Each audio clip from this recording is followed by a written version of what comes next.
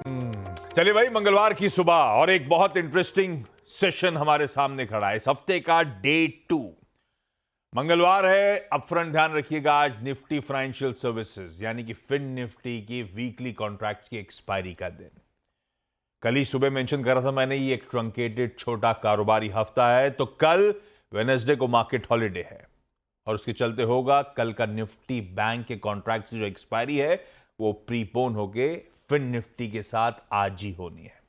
तो fin Nifty bank contracts की आज एक्सपायरी का दिन।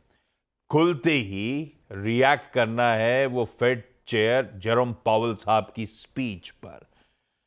सेबी की बोर्ड मीट काफी अरसे से चर्चा में थी। जो कुछ निकल कर आया है या फिर नहीं निकल कर आया है, उन सब पे भी आज सुबह खुलते रिएक्शन देना है। और सेबी की बोर्ड मीट से याद आया, वो जो बढ़े हुए ट्रांजैक्शन चार्जेस जो पहले एमसीएक्स ने, उसके बाद एनएससी बीएसई ने अनाउंस कर रहे थे, 1 अक्टूबर यानी कि आज से इंप्लीमेंट होने। इवन बजट में जो एफएनओ पे एसटीटी बढ़ा दिया गया था, वो आज से बढ़ी हुई अमाउंट एडजस्ट होती हुई नजर आएगी। अच्छा, महीने का पहला दिन है 1 अक्टूबर। ऑटो सेल्स के आंकड़े प्रोड्यूसर साहब ने ब्यूटीफुली हेडलाइन में मेंशन भी कर रखा है। तो आज दिन भर फिर से बढ़िया हलचल वाला दिन सामने खड़ा है। इस बीच पहले एक काम करा जाए, कल का बाजार अवॉइड कर रहा था, दिखाना नहीं चाहता था, पर देखना समझना तो पड़ेगा। कल हफ्ते की वाकई काफी दिक्कत भरी शुरुआत हुई है। सुस्त संकेत थे, ग्लोब से मिले जुले थे एशिया में। एक तरफ शंघाई के मार्केट्स फट रहे थे तो निकेई दबाव में था। इंडिकेशंस थे हम पस्त खुलेंगे, वैसे ही खुले, पर खुलते से मामला गड़बड़ाता चला गया, प्रेशर माउंट होता चला गया और फाइनली दिन के लोज के आसपास 25,800 के करीब भारतीय बाजारों ने सेशन की समाप्ति करी। 1.5% का कट, निफ्टी 450 पॉइंट गिरता हुआ नजर आया। एफआईएस की कैश में कल तगड़ी बिकवाली, ऑलमोस्ट 10,000 करोड़ रुपए के आसपास की। और लार्जली मेरे ख्याल से लार्ज कैप्स ने वो कल खामियाजा, वहां पे लार्जली प्रॉफिट टेकिंग, वहां पे लार्जली दबाव देखने को मिला। खैर, कल के सेशन की और उससे आने वाले आउटलुक की सब डिटेल में चर्चा करेंगे, लेकिन आज का मूड दिखा देता हूं। कल के पेन के बाद गिफ्ट निफ्टी कह रहा है हम लार्जली फ्लैट लाइन के आसपास कल के क्लोज के इर्द गिर्द शुरुआत करते हुए नजर आएंगे। ऐसे में ग्लोबली मूड माहौल है कैसा? हॉर्मास बगल में बैठे हैं, अब वो बताएंगे आपको ग्लोबली मूड कैसा। और ग्लोबली मतलब अमेरिका के क्या हालचाल, मिडिल ईस्ट में ओवरनाइट क्या हो रहा है, और ये जो एशिया में इस तरह के अपडेट्स इस हफ्ते की शुरुआत से आ रहे हैं, वहां पर आज समीकरण बैठ कैसे रहे। हरमाज, गुड मॉर्निंग आपको। वीरू बताएंगे कैसे हफ्ते की शुरुआत में निफ्टी बैंक के समीकरण बैठे, और अब हम लोग के लिए रणनीति क्या होगी आज मंगलवार के दिन। और हर्षदा से हमेशा की तरह जानेंगे सारे इंपॉर्टेंट स्टॉक्स इन न्यूज। लाइए भाई, पहले जरा ग्लोब की पिक्चर पेंट कर दूं आप लोगों के लिए इस समय। अच्छा, एशिया में ध्यान रखिए कई सारे मार्केट्स बंद हैं। कई सारे से मेरा मतलब है साउथ कोरिया, हांगकांग, चाइना, ये तीनों आज कामकाज नहीं कर रहे हैं। और हेडलाइन में मेंशन आने वाले कई दिनों तक चाइना के बाजार अब बंद रहेंगे। जो खुले हुए हैं बहुत ही मिला जुला कामकाज हो रहा है, लार्जली वैसे इन ग्रीन टाइप शेड्स हैं, ये देखिए आपकी स्क्रीन पे। और ओवरनाइट जो संकेत मिले यूएस से फ्लैट से 0.5% के आसपास की मजबूती के, और आज सुबह की फ्यूचर्स फ्लैट। तो तब और अब की पहली प्लेट स्क्रीन पे रख देता हूं, जहां छोड़ा था मोटा मोटी वहीं पे यूएस के फ्यूचर्स आज सुबह कामकाज करते हुए। और माज, गुड मॉर्निंग।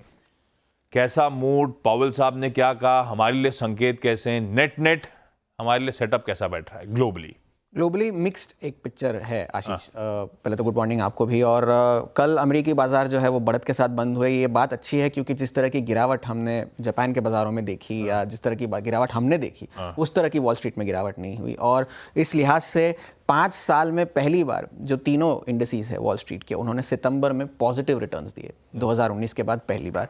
और लगातार चौथी तिमाही S&P 500 और नैस्डैक ने पॉजिटिव रिटर्न्स दिए। 2021 के बाद ये पहली बार ऐसा हुआ है। और इस क्वार्टर में, जो सितंबर का क्वार्टर जो समाप्त हुआ, उसमें कम से कम ढाई लाख करोड़ डॉलर की मार्केट कैप S&P 500 ने ऐड की। तो ये एक और पॉजिटिव चीज़ निकल कर आ रही है। और सितंबर में जो है ये तीनों बेंचमार्क इंडेक्सेस अगर आप देखेंगे तो 2 या 3% की बढ़त के साथ बंद हुए हैं तीनों बाजार। अब जेरोम पावल ने क्या कहा कल? जेरोम पावल अब ये अटकलें लगाई जा रही है कि फेड ब्याज दरें काटेगा, जो कि पावल साहब ने भी कहा कि हाँ भाई हम काटेंगे, लेकिन हमारा कोई प्री डिटर्मिन्ड पाथ नहीं है जिस तरह से हम काटेंगे। हमने ये तय नहीं कर रखा है कि हम 50 बेसिस पॉइंट्स ही काटेंगे या 25 बेसिस पॉइंट्स ही काटेंगे। जैसे डेटा आएगा वैसे हम रिएक्ट करेंगे। वो डेटा डिपेंडेंट वाला टोन उन्होंने वो हाँ हमेशा की तरह जो वो बोलते चले आ रहे हैं वो वही उन्होंने कहा। लेकिन अभी भी फेड में कुछ लोग ऐसे हैं जो ये 50 बेसिस पॉइंट्स की जो कटौती हुई है ब्याज दरों में उससे वो खुश नहीं है। मिशेल बोमन जो कि एक फेड की गवर्नर है, उन्होंने भी फेड की मीटिंग के दौरान भी इस फैसले को लेकर आपत्ति जताई थी, डिसेंट किया था। और अभी उन्होंने कहा है कि जो फेड का जो लक्ष्य है महंगाई का 2% का, वो अभी भी लक्ष्य से काफ़ी दूर है। और इस लिहाज से अभी भी डेटा को देखकर या सोच समझकर ब्याज दरों में कटौती करनी चाहिए। अब इस वजह से जो अनुमान लगते हैं, जो स्वैप कॉन्ट्रैक्ट्स होते हैं फेड के, जो अनुमान लगाते हैं कि फेड में कितनी कटौती होगी ब्याज दरों में, अब ये है कि जनवरी के अंत तक 100 बेसिस पॉइंट्स और अगले 12 महीनों में 200 बेसिस पॉइंट्स यानी कि 2% की कटौती फेड कर सकता है इंटरेस्ट रेट्स में। अब बहुत इंपॉर्टेंट डेटा पॉइंट्स आने वाले हैं अमेरिकी बाजारों में इस पूरे हफ्ते, जिससे ये पता चलेगा कि फेड नवंबर की अपनी पॉलिसी में क्या करेगा। अब ये देखिए जोल्ट्स की जॉब ओपनिंग्स के डेटा आ जाएंगे कल। हमारी तो छुट्टी है मगर यूएस के मार्केट शुरू होंगे तो एडीपी की प्राइवेट हायरिंग के डेटा आएंगे, फिर इनिशियल जॉबलेस क्लेम्स आएंगे गुरुवार को, और सबसे महत्वपूर्ण जो डेटा है नॉन फार्म पेरोल्स का वो शुक्रवार को आएगा। उससे पता चलेगा कि फेड नवंबर की पॉलिसी में ब्याज दरें काटेगा तो कितनी काटेगा। अब जैसे कि आपने कहा कि एशियाई बाजार ज़्यादातर तो बंद है। जापान में जिस तरह की पिटाई कल हुई थी उसके बाद से थोड़े बहुत रिबाउंड के संकेत देखने मिल रहे हैं जापान में। और चीन के बाजार जो है थोड़ा ज़्यादा हो गया, कल थोड़ा ज़्यादा हो गया था बट लेकिन वहाँ पे भी उनके अपने मसले चल रहे हैं, तो इस लिहाज से वहाँ पे इतनी गिरावट हुई, तो थोड़ा सा रिबाउंड आज देखने मिल रहा है। बाकी सारे बाजार ज़्यादातर तो बंद है। और जापान के बाजार में बिटकॉइन, चीन के बाजार जो है पूरे हफ्ते तो बंद रहेंगे, तो वहाँ पे से कोई संकेत नहीं आएगा। तो इस लिहाज से शायद हमारे लिए भी एक रिलीफ की बात है, क्योंकि अगर चाइना से एक वरी आती जा रही है कि अगर कहीं यहाँ से पैसा निकल कर कहीं वहाँ ना चला जाए। 9-10 हज़ार का आंकड़ा देख के लोग वही डर रहे थे, बोले ऐसा तो नहीं है जापान और वहाँ से निकल के चाइना जा रहा है, अच्छा वो 7 दिन बंद है एटलीस्ट वो रिलीफ है। चीन के लोग ऐसा नहीं सोच रहे होंगे, शायद ये सोच रहे होंगे अरे यार ये कोई वक्त है बंद करने का बात तो लेकिन एक चीज़ नोट करने लायक ये है कि बिटकॉइन पे आप नज़र रखिए। बिटकॉइन कल तो नीचे बंद हुआ, लेकिन 2012 के बाद से ये सबसे बेहतरीन सितंबर का महीना था बिटकॉइन के लिए। 8% की उछाल देखने मिली। और अक्टूबर का जो महीना है सीजनैलिटी के हिसाब से ट्रेडर्स जो है वो उसे अक्टूबर कहते हैं, क्योंकि पिछले 10 सालों में सिर्फ 2 ऐसे अक्टूबर रहे हैं जो कि जिसमें नेगेटिव रिटर्न्स आए बिटकॉइन के लिए। अक्टूबर यस। तो फिलहाल के लिए गिफ्ट निफ्टी भी फ्लैट स्टार्ट ही दिखा रहे हैं, बट मिले जुले संकेत है, mostly wearing towards the positive side. चलिए, तो मतलब मिले जुले संकेत थोड़ा बहुत पॉजिटिव है जो हरमाज आपको हाईलाइट करते हुए। देखते हैं फिर कल के उस पेनफुल सेशन से क्या उभर पाते हैं। नहीं, अब तक तो इंडिकेशन है कि हम नहीं साहब वही 25-800 के आसपास के जोन्स पे ही शायद शुरुआत हो रही होगी कल के क्लोज के इर्द गिर्द। तो ऐसे में फिर डेटा पॉइंट सजेस्ट क्या कर रहे हैं? निफ्टी बैंक का आज मंगलवार के दिन अप्रोच क्या रहेगा? वीरू, कल तो क्या वो जज्बात बदल गए, स्क्रीन बदल गई, वो लगते ही चला गया बाजार। अनएक्सपेक्टेड था इस तरह का जो मुनाफा वसूली का दबाव आया है। कितना मूड बिगड़ा है, डेटा कितना गड़बड़ाया है, और अब हमारा अप्रोच क्या रहेगा निफ्टी को लेकर और लाइकवाइज बैंक्स को लेकर? गुड मॉर्निंग आशीष। देखिए, थोड़ा सा वक्त लेना चाहिए हमें अब इंडेक्स को ट्रेड करने के लिए। कल बहुत दिनों बाद यानी 12 सितंबर के बाद पहली बार आपने 10 डे एक्सपोनेंशियल मूविंग एवरेज को वायलेट किया। देखिए, हम इस सीरीज में जब एंटर कर रहे थे तो हमारे पास मंथली बेस परसिस्ट कर रहा था 26,000 भी, यानी इन ए सिंगल सेशन। हालांकि ड्यू था एक ना एक दिन स्टॉप लॉसेस का ब्रीच होना, जो मैं लास्ट वीक अपनी कमेंट्री में लिखा था। 10 डेमा टूटा, 26,000 टूटा, यानी पुट राइटर्स का जोन टूटा, यानी 10 डेमा भी टूटा, और वहाँ निफ्टी बैंक ने almost 20 day exponential moving average के जोन को हिट कर लिया। अब चिंता का विषय आशीष ये है कि जून फर्स्ट वीक से हमारी हर रैली को स्पॉन्सर किया है FIIs ने। जो हमने ये स्ट्रॉन्ग मूव देखा जिसमें IT काफ़ी चला, केमिकल्स काफ़ी चले, बैंक्स काफ़ी चले, इसको स्पॉन्सर किया था FIIs ने। ये जो प्लेसमेंट चाइनीज़ मार्केट की है और थोड़ा जो FIIs एग्जिट है ना आशीष, ये खलेगा बैंक्स को। मैं आज कैसे रीड कर रहा हूँ, एफआईएस की पोजीशनिंग नेगेटिव है और उनका विड्रॉल बैंक्स को परेशान करेगा। डीआईएस ने करीब 6646 करोड़ रुपए की बाइंग करी। एफआईएस का लगभग 9792 करोड़ रुपए का इंडेक्स कैश सेल था। और अगर आप उनके इंडेक्स के स्टैट्स को देखें ना आशीष, कल पहली बार उन्होंने कई समय बाद इंडेक्स को बेचा है। कल का जो सेल का आंकड़ा आपकी स्क्रीन पे आएगा, करीब 1702 करोड़ रुपए की सेलिंग करी और 23,000 कॉन्ट्रैक्ट लॉन्ग काट लिए। यहाँ पर उनके जो नेट कॉन्ट्रैक्ट है वो रिड्यूस होकर कल पहली बार आए हैं करीब 3,38,000 कॉन्ट्रैक्ट, मतलब 23,000 कॉन्ट्रैक्ट जो थे वो शेड हो गए। और डेरिवेटिव्स में स्टॉक फ्यूचर्स में 8819 करोड़ रुपए की सेलिंग, 22,000 कॉन्ट्रैक्ट लॉन्ग काटे और लगभग 90,000 कॉन्ट्रैक्ट शॉर्ट किए। अब दिक्कत यह है कि ये 90,000 कॉन्ट्रैक्ट जो शॉर्ट हुए हैं कल ज्यादातर बैंकिंग स्टॉक फ्यूचर्स में, इसीलिए मैं कह रहा हूं कि एफआईएस का एग्जिट, एफआईएस की शॉर्टिंग बैंक्स को ट्रबल करेगा। आज एक क्रिटिकल मेक और ब्रेक डे है। लेवल्स लेके आइए निफ्टी के। देखिए कल जो हमने तोड़ा वो हमारा अब तक का कॉन्फिडेंस था 26,000 मंथली बेस, वीकली बेस। सबसे स्ट्रॉन्ग कॉल राइटिंग आशीष यहीं पे हुई है, 26,000 पे, 26,100 पे, 25,900 पे। 3 कॉल राइटिंग के स्टैट्स हैं और नीचे पुट राइटर्स कहीं पे विजिबल हैं, तो वो है 25,800 और उसके बाद 25,500 पे ही।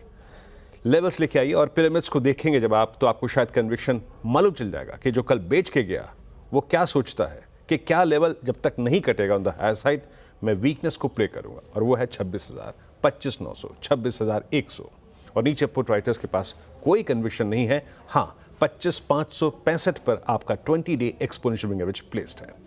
अप्रोच क्या रहेगी, लेवल्स लेके आइए स्क्रीन पर। पहले रेजिस्टेंस की प्लेट लेके आइएगा और यहां पे रेजिस्टेंस ये कहता है आशीष कि जब तक आप इस लेवल 1 RS1 के नीचे परसिस्ट करेंगे वीकनेस परसिस्ट करेगी, और वो है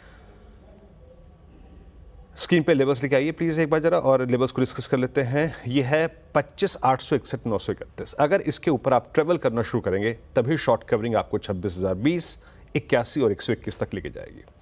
इसके नीचे RS1 के नीचे वीकनेस परसिस्ट करेगी। For day traders sell trade काम कर सकता है, और अगर आप नेगेटिवली प्लेस्ड हैं कल के बाजार में और आज सुबह भी प्लेस्ड होते हैं तो 3 लेवल्स नीचे क्रिटिकल होंगे। कल का लो, साथ ही साथ पहला बेस लेके आइएगा स्क्रीन पे और वो है 725 और 678, और उसके बाद जो आपका 20 day exponential moving average placed है 565। तो आशीष वीकनेस परसिस्ट करेगी RS1 के नीचे, और RS1 अगर हम बाइसेक्ट करते हैं ऑन द हायर साइड जो एशियन मार्केट्स में सेंटीमेंट है, तो एक शॉर्ट कवरिंग बाजार में आ सकती है। Now Nifty bank almost 20 day को टच किया और आज की पूरी स्टोरीज एफआईएस की प्लेसमेंट टारगेटेड है बैंक्स की तरफ। HDFC बैंक कल सिंक हुआ बहुत बुरी तरीके से, ICICI बैंक कल सिंक हुआ। कॉल राइटिंग कहां पे हुई है, 53,500 पे, 53,400 पे, 53,200 पे, और नीचे पुट राइटर्स कहीं पे विजिबल है तो वो है 52,500 और 52,000 का जोन। लेवल्स लेके आइएगा स्क्रीन पे। रेजिस्टेंस 1 की प्लेट लेके आइएगा। निफ्टी बैंक में स्ट्रेंथ शॉर्ट कवरिंग तभी आएगी जब आप 53,110, 53,250 के जोन को बाइसेक्ट करेंगे। In that case a swing towards 413,526 looks possible. अभी अपनी कमेंट्री में यहीं तक सीमित रखूंगा, बट अगर बैंक निफ्टी फेल होता है इस जोन को बाइसेक्ट करने में तो वीकनेस परसिस्ट करेगी, ट्रेड अकॉर्डिंगली। बट बेस क्या रहेगा इन दैट केस, बेस रहेगा first point that's 763, 20 day exponential moving average और 523। आशीष दोनों ही लेवल्स पे RS1 मेक और break for this session. Ashish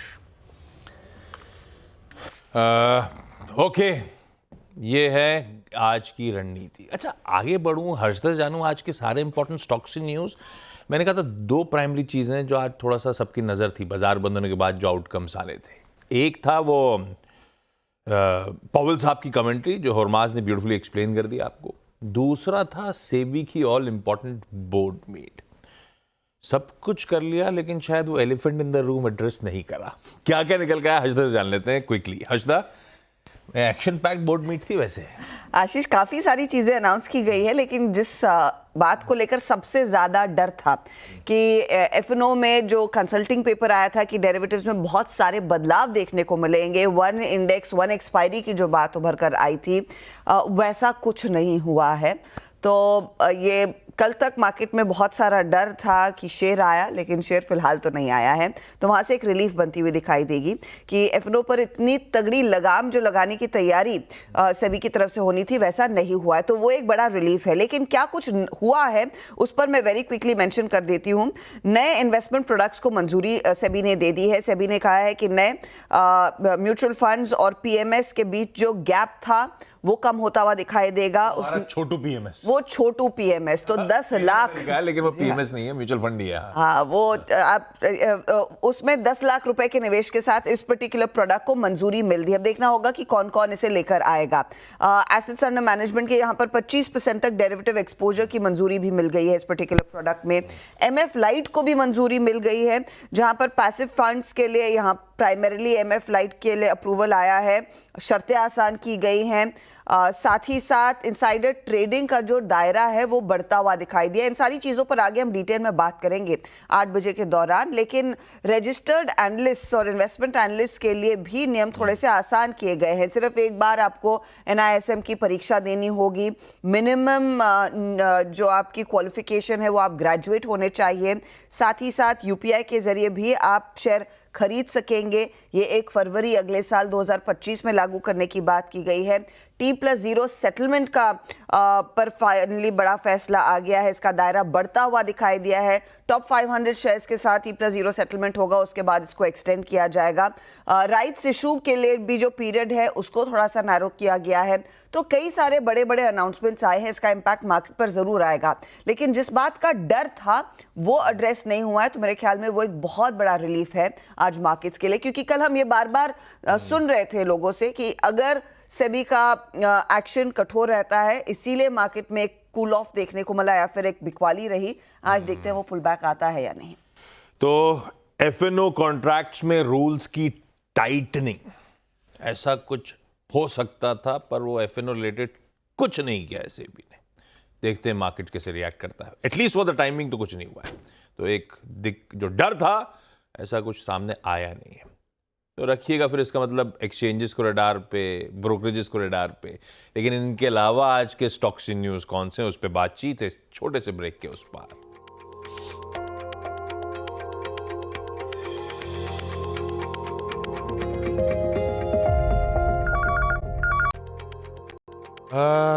quickly जान लेते हैं आज के सारे important stocks in news. Harshada, कौन कौन से है? आशीष, एक तो वो सारी मार्केट रिलेटेड कंपनियां रेडार पर रहेंगी जिस पर हम पहले भी बात कर रहे थे। लेकिन आज Reliance industries, ONGC, oil India radar पर रखिएगा और साथ ही बाकी गैस कंपनियां भी। दरअसल कल एज पर शेड्यूल जो सेकंड दफ़ा बाय एनुअल ये प्रोसेस होती है कि गैस की कीमतें सरकार तय करती है, उसमें सरकार ने तय किया है कि जो डिफ़िकल्ट फील्ड से गैस निकाली जाती है, दाम बढ़कर अब $10.16 प्रति MMBTU है। ये पहले अप्रैल टू सितंबर वाली महीनों के लिए $9.87 प्रति MMBTU था। तो हल्का सा हाइक देखने को मिला है। मेरे ख्याल में और बढ़ सकता था, लेकिन यहाँ पर $10 के आसपास एक कैप है, तो इसका impact of course Reliance etcetera पर आता हुआ दिखाई देगा, क्योंकि डिफिकल्ट फील्ड्स वो KG D6 वाली है।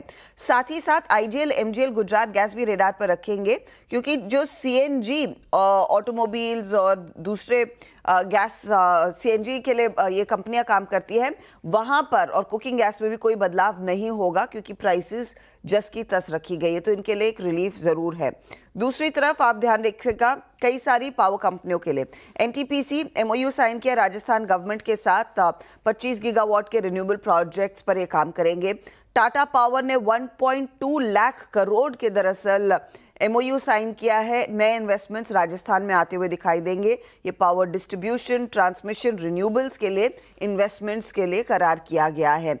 NHPC ने भी राजस्थान सरकार के साथ एक करार किया है। यहाँ पर वो wind, solar, floating solar projects पर काम करेंगे और बैटरी एनर्जी स्टोरेज सिस्टम पर भी काम किया जाएगा। तो ये तीनों पावर कंपनियां आज खबरों में हैं। कल्पतरू पावर के लिए एक अपडेट यह आया है कि 1241 करोड़ का ऑर्डर दरअसल इनके हाथ लगता हुआ दिखाई दिया है।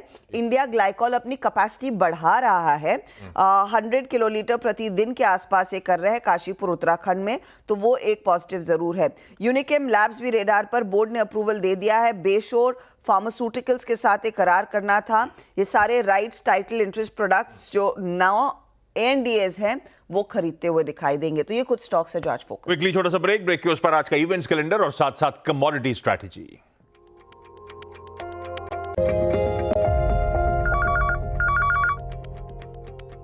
चलिए भाई, ब्रेक के बाद आप सबका स्वागत है। इवेंट्स कैलेंडर सब कुछ मैंने अपफ्रंट बहुत कुछ बता दिया। इवन एशिया में छुट्टी कहाँ है सब बातचीत हो गई है। ट्रांजैक्शन चार्जेस बता दिया आपको, आज से इंप्लीमेंट हो जाएंगे बढ़े हुए। एसटीटी आज से बढ़ा हुआ नजर आएगा। इवन वो जो बायबैक के नियम बजट में बदले गए थे कि कंपनी नहीं, अब जो इंडिविजुअल होगा वो टैक्स होगा बायबैक स्लैब पे, वो सब आज से इंप्लीमेंट होने हैं। खैर, एक काम करता हूं, आज की कमोडिटी स्ट्रैटेजी पे चलता हूं। तब और आपकी सेकंड प्लेट एक बार स्क्रीन पर रख दीजिएगा। डॉलर इंडेक्स थोड़ा सा इंच्ड अप, थोड़ा सा नहीं काफी इंच्ड अप कल और आज के बीच में नजर आएगा। ब्रेंट उसी जगह कंसोलिडेट करता हुआ और बाकी के वेरिएबल स्क्रीन पे। कुंवर जी ग्रुप के रवि देओरा साहब ने आज मदद करी है। रवि कह रहे हैं कच्चा तेल अक्टूबर वायदा खरीदिए 56.30 के स्टॉप लॉस के साथ, और जिंक अक्टूबर वायदा खरीदा जा सकता है 276 का एसएल। क्रूड और जिंक प्रेफर्ड पिक्स हैं। छोड़े जा रहा हूं गिफ्ट निफ्टी के एकदम फ्लैट संकेतों के साथ। मॉर्निंग कॉल में इतना ही। ब्रेक के उस पार आज मंगलवार का सीधा सौदा। नमस्कार।